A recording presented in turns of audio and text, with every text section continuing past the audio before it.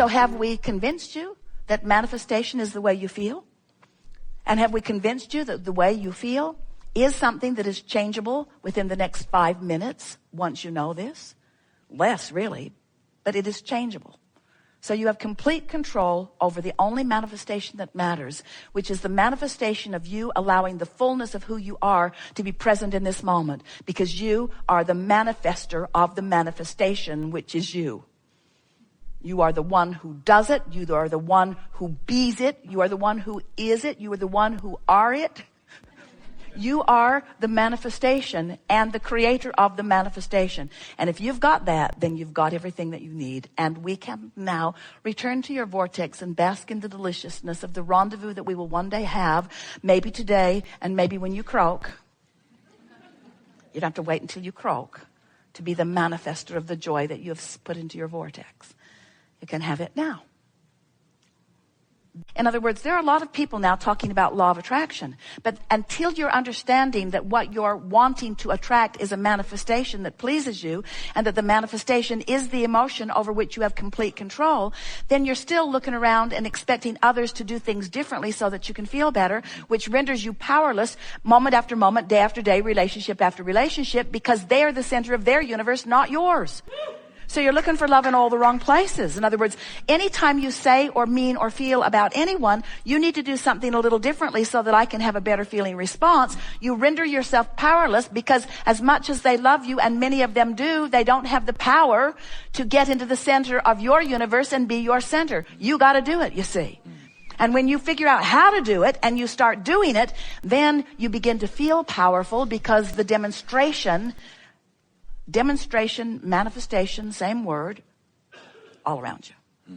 Once you've decided that you want to go somewhere, once you've decided there is a paving that has taken place vibrationally, and a manifestation that is vibrational that is calling you, that will show you every step along the way which step to take. And if you get that, then from wherever you are to where you want to be, every step along the way is a joyful step. The only moment that it stops being joyful is when you stop and look at where you are in a sort of depression that you're not where you want to be. And that comparison isn't good for you.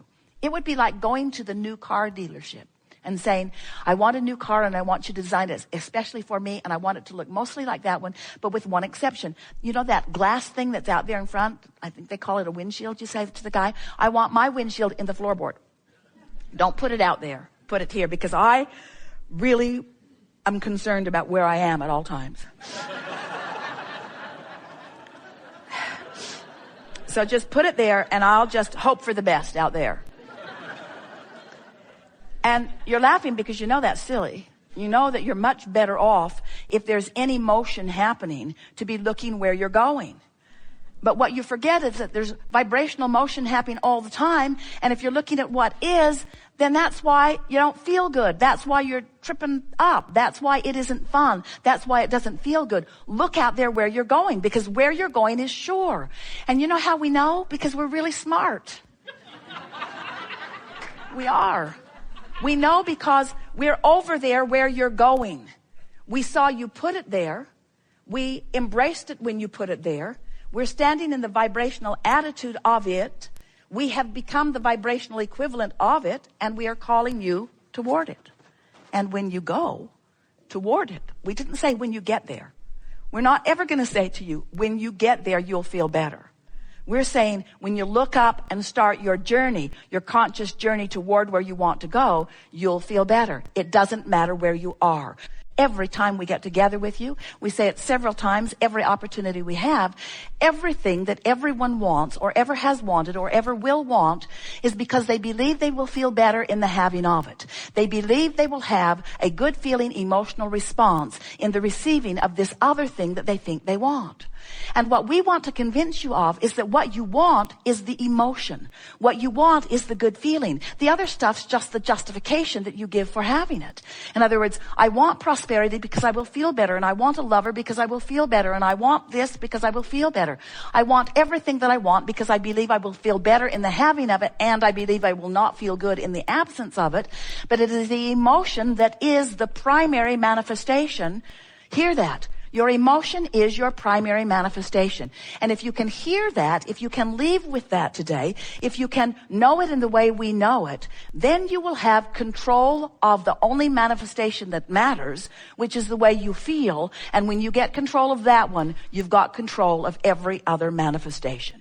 You've got control of financial manifestations, of physical manifestations, of relationship manifestations, of worldwide manifestations, of weather manifestations. You have control of every other manifestation if you deal with the only manifestation that matters, which is, how am I manifesting in this moment? Which means, oh, hear this. It's the first time we've said it this well. Oh, we forgot. No, we didn't forget.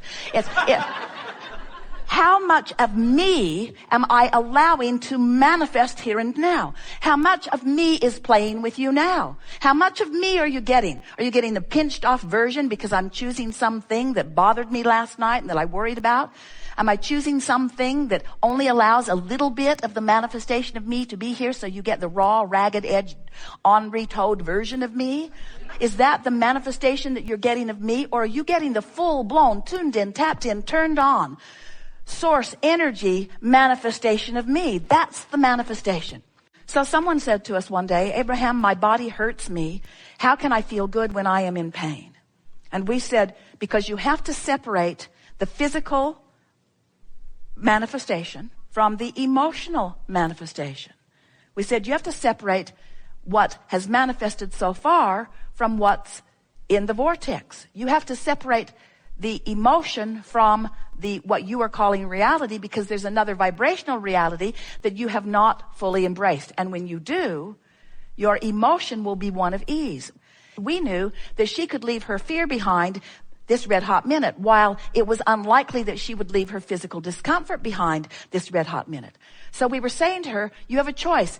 You can have pain in your body and feel hopeful or knowing, or you can have pain in your body and feel fear.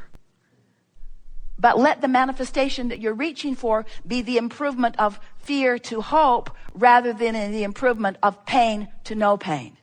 Can you hear that? Because you can't control pain to no pain fast enough, but you can control fear to hope fast enough. You can control that. And when you get that, you've got it all. When you get that, now you are the vibrational, deliberate creator that you were born to be.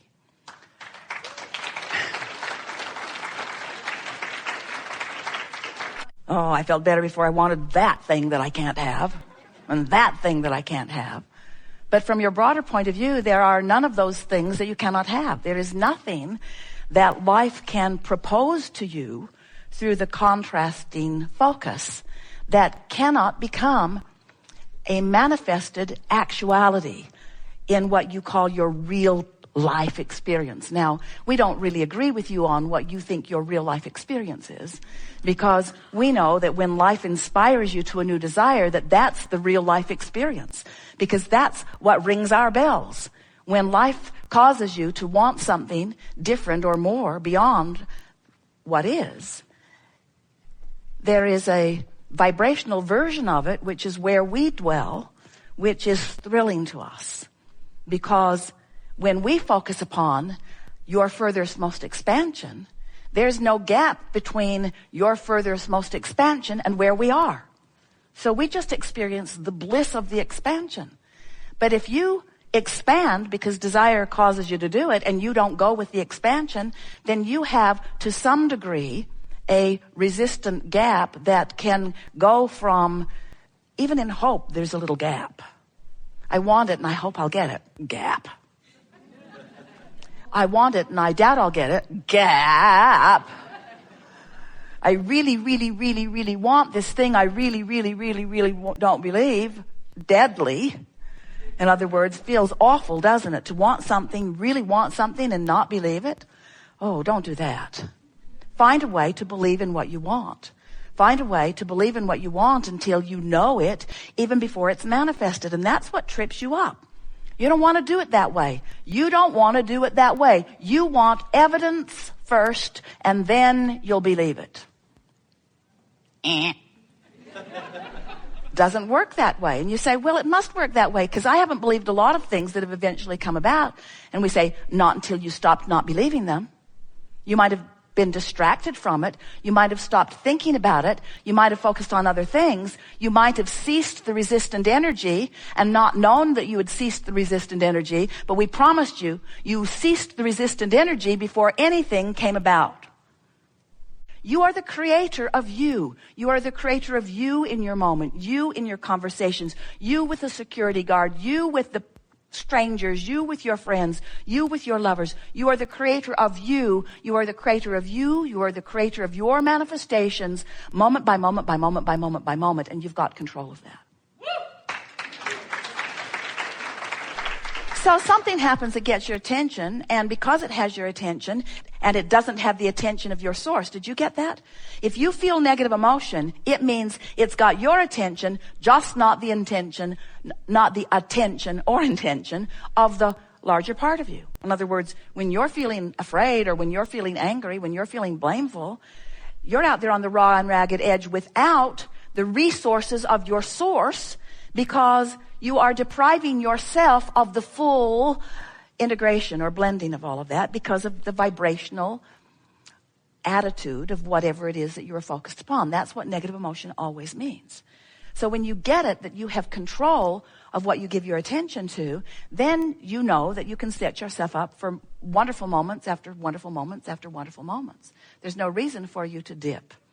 But if you believe that your happiness is dependent upon controlling some circumstances that you can't control, so you let the unpleasant circumstances be the reason for your focus, just because you are letting unpleasant circumstances be the reason for your focus doesn't mean that the source within you is letting it, we started to say is dumb enough, but that would be unkind, to let it be the subject of their focus. In other words, when you focus on something that doesn't feel good, it means you've focused yourself apart or away from, in resistance to who you really are. And that, in fact, is the sum total, complete, entire reason for any negative emotion that you feel. You think it's because of the subject of your focus. You think that's why you feel bad. If that would change, I will feel better. That isn't true at all. The reason that you feel bad is because you're using something as your excuse to not allow yourself the blending that must be there in order to feel good. So the primary manifestation that you must look for, if you care about the way you feel, and we know you do, is the manifestation of your orientation with your inner being. In other words, your inner being is who you are. So you shoot off these vibrational rockets of desire, whether you ever say, I want that, or I would like that, or I prefer that. And of course you say that a lot. But even when you don't say it, your preferences are duly noted by source energy, because that expanding preference moves into what we are calling your vortex of creation. It's just a vibrational version that is the predecessor to all of your wonderful manifestations. And the source within you, who holds no resistance, who understands everything that you want, becomes the vibrational equivalent of it in the moment that you give birth to it. That's why we say step 1 is you sift and sort and ask, and step 2 is source answers. Source literally becomes what you are asking for. But there's another step, and it's really the basis of the body of work that we have been doing with you through these years. And that is, you must find a way to become a vibrational match to not just what you're asking for, but to who you have become because of what life has caused you to ask for. You can't become it vibrationally and not go without feeling bad. So every bit of negative emotion that you have, every bit of it, whether it's negative emotion or whether it's a manifestation that is negative, that is even bigger than the emotion itself, everything that you would call unwanted experience, from emotion right out to whatever the manifestation is always the same thing. It is an expansion that you have not yet completely allowed yourself to experience fully. And when you get that, and when you understand further that all you're reaching for in terms of manifestation, have we won you over with our clever knowledge that the manifestation that you want really is the emotion? You cannot want something and doubt it and manifest it. So what is a manifestation anyway? You manifest the car in your garage. Oh, that's a manifestation. It's real. I can feel it. I can feel the materialism of it. That's a manifestation, Abraham. Or my lover coming to me. That's a manifestation. We agree. Manifestation is all of that. But we would like you to begin to regard